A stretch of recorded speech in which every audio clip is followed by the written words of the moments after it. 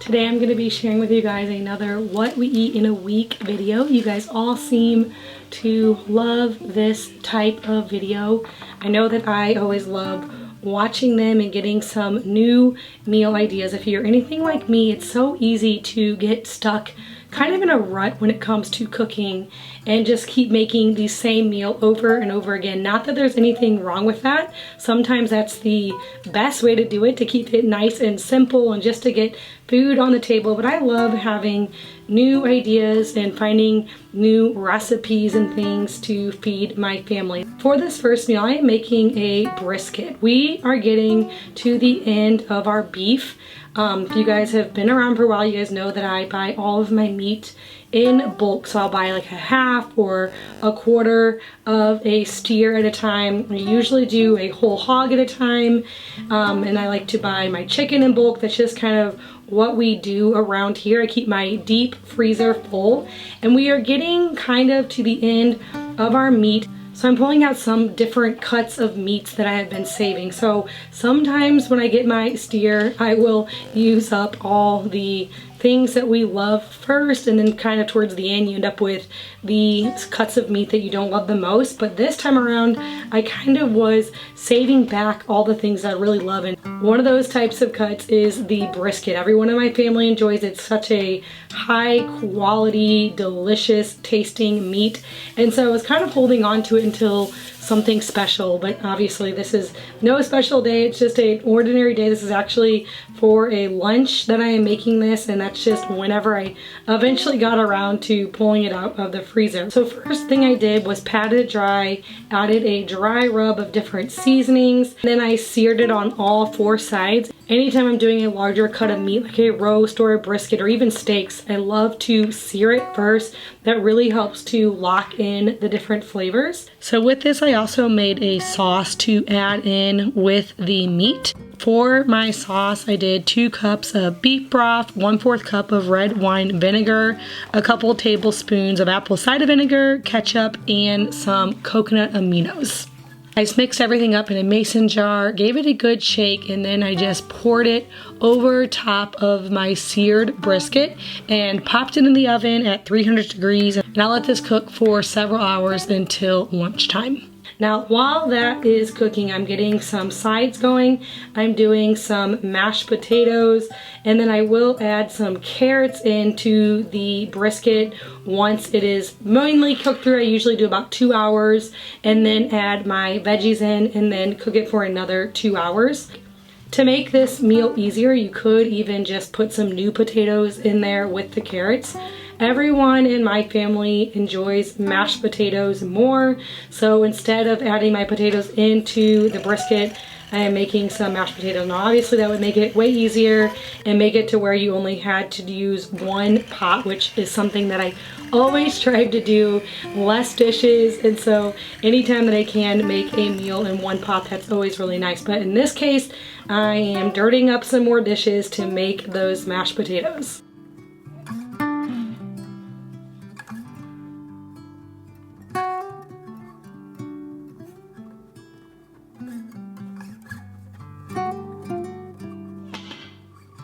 Once my brisket was finished, I took it out to let it start cooling before I sliced it. I also removed the carrots from the juice, and then I'm going to put this Dutch oven back on my stove and add a little bit of flour and some salt and pepper. Whisk that together to make a gravy to go over top of our meat and our mashed potatoes.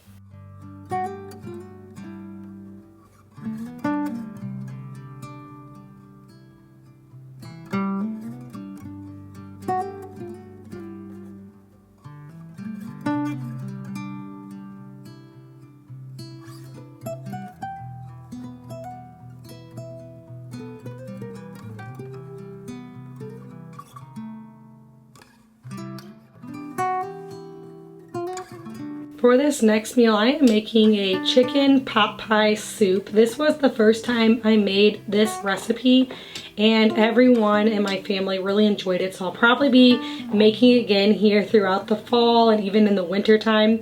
Now the first thing I'm getting going is a couple of pie crusts, because for this recipe, basically you make chicken pot pie And the filling that your chicken pot pie would be is what the soup is. And then you make a big, huge pie crust and you bake it with some cheddar cheese and some parsley. And then it gets nice and crispy and you break it apart and you serve your soup with a piece of this cheddar pie crust. So it's kind of like a big cracker that you're dipping into your soup. It was really, really good. And like I said, my kids just loved it. They love chicken pot pie, which really this would be about the same amount of work as chicken pot pie. It's just a different form to serve it. And it's a great way to get more broth into your diet. If you guys have watched my cooking videos before, you know that I really do strive to get a lot of bone broth into my family's diet. Bone broth has so many great health benefits for you. It's really good for your gut health. It is easily digestible and can help with digestive problems.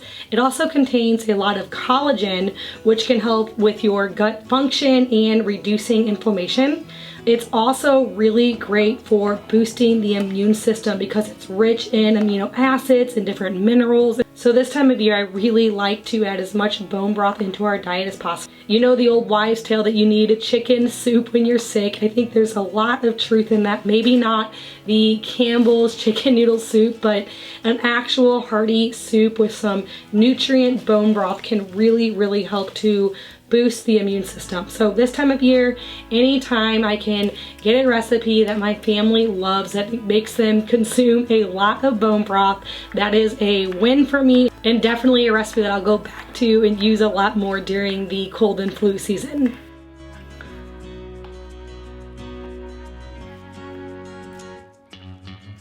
For my chicken for this soup, I'm actually just using some chicken tenderloins. I drizzled them in a little bit of olive oil, salt and pepper, and I popped those in the oven at 400 degrees. And while those are cooking, I sauteed up some diced carrots, onions, and celery with some fresh thyme, added in a little bit of salt and pepper, and I also added in a couple cloves of garlic.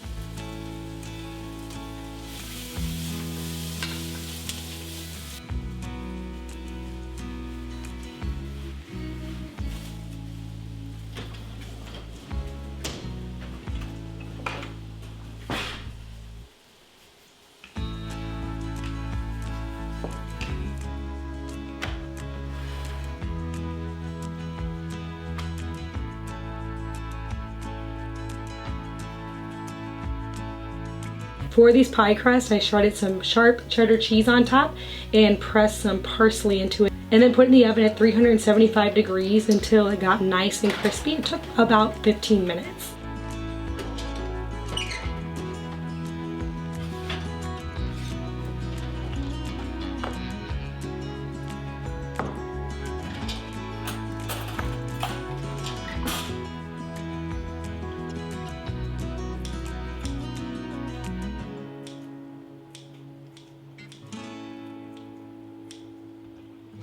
When my vegetables are all sauteed, I added some flour in there and then some broth that I already had in a jar, a little bit of white wine, and then I even added in the chicken broth that came off of the meat.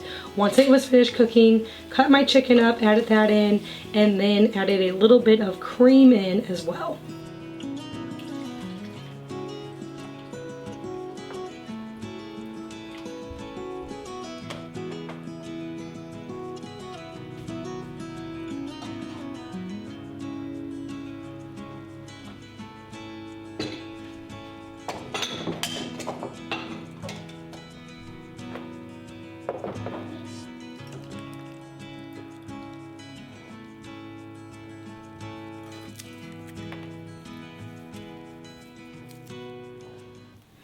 I'm taking a little break from the kitchen to show you something fun and cozy to work on this winter and introduce you to today's video sponsor, Miss Quilty. Miss Quilty is the go-to choice for quilters. Their kits are perfect for quilters of all levels with easy to follow instructions, welcoming beginners like me, while they also have diverse projects encouraging skill development for even the more experienced quilter.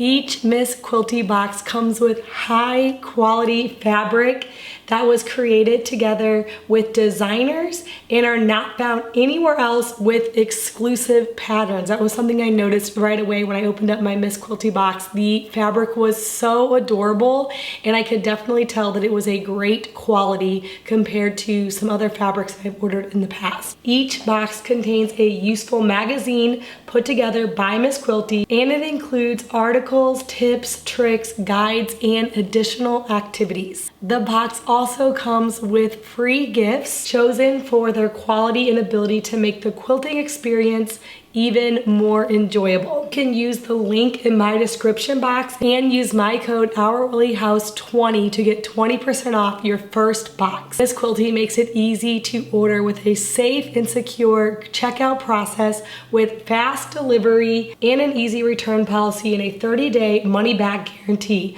Plus, it's super easy to control your subscription. If you need a break, you can simply pause your subscription and resume it whenever you're ready, or you can cancel your subscription at any time with no hassle or questions asked. In addition to the 20% discount using my code, you will also get the Ultimate Quilting Guide, a quilting journal and planner, a Christmas magazine with 10 free patterns, and the best-selling kitty pattern and free video tutorials. So be sure to check out the link down in my description box below. For this next recipe, I am making a buffalo chicken pasta. This is the first time that I made this recipe, and it was a big hit in my house, so I'll probably be making this one again. My kids all love spicy foods. A lot of them add hot sauce and things onto different meals that I make, and so I knew they would love this one, and it was really easy to make. It came together very quickly. So this would be a great meal to make on a busy weeknight. So to start off, again, I'm using some chicken tenderloins, and I cut them up into little 1-inch size pieces and rolled them in some flour and salt and pepper. And then I just pan fried them with some butter on my cast iron skillet. And while those were cooking up, I diced up some celery and onions and added those into my cast iron skillet to saute. And then once those were sauteed, I added in some cream and some buffalo wing sauce, and then poured the chicken and cooked pasta back into the sauce and tossed it all up. Then I served it with some diced celery and blue cheese crumbles. Like I said, this was so delicious. So if you really want a quick and easy, fun meal idea, I will link this one for you guys down in the description box below.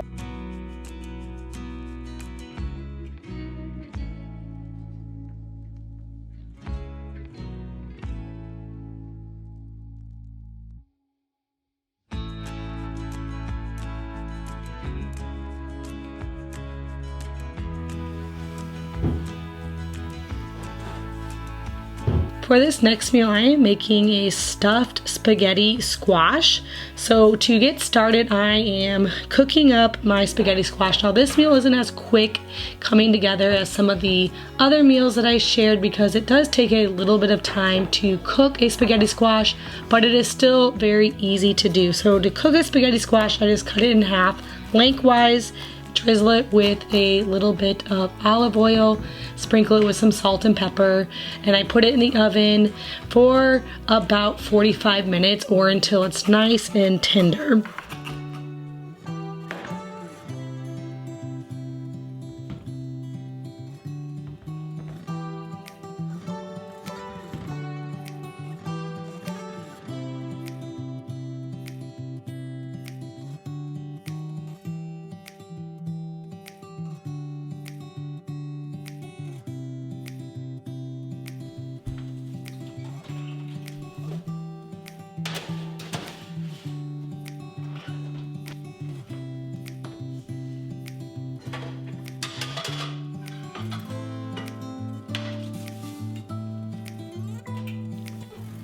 While my squash is in the oven, I'm going to work on the filling. So for this, I'm going to be basically making tacos that are gonna go inside of the spaghetti squash. So the first thing that I'm doing is I'm browning some meat, and I'm going to add some taco seasoning to my meat. Now, instead of buying like a packet of taco seasoning from the store, I like to make my own with a few different spices, which is some garlic and onion, chili powder, and some paprika.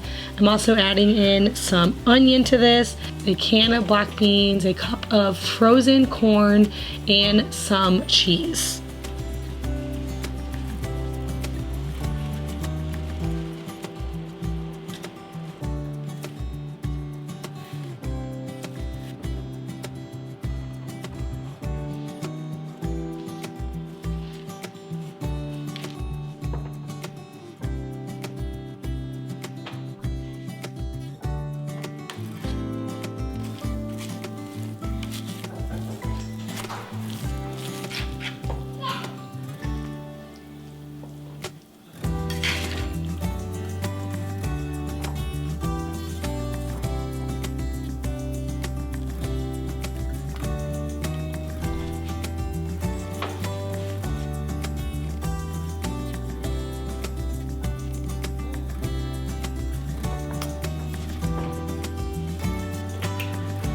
For this last meal, I am making a creamy chicken mushroom pasta. This is another meal that came together fairly quickly. It's very easy to make, and I like it because it doesn't require a lot of dishes. So I'm starting off by browning some chicken tenderloins in some butter on my cast iron skillet.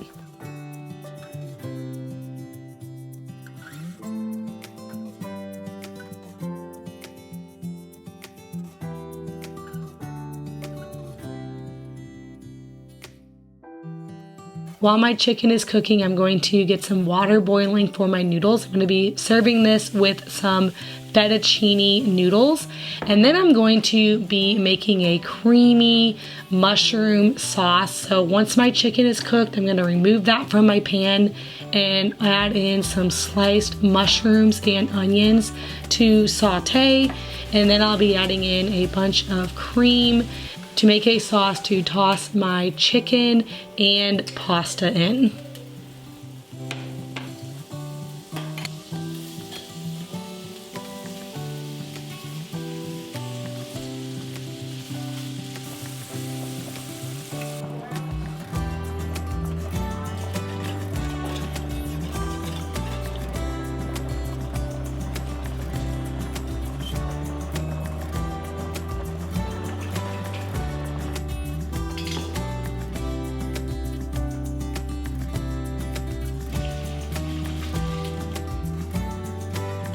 As always, I will link all of these recipes for you guys down below. Thank you so much for watching. And if you're new here, please hit that subscribe button. I get out a new video every single Friday.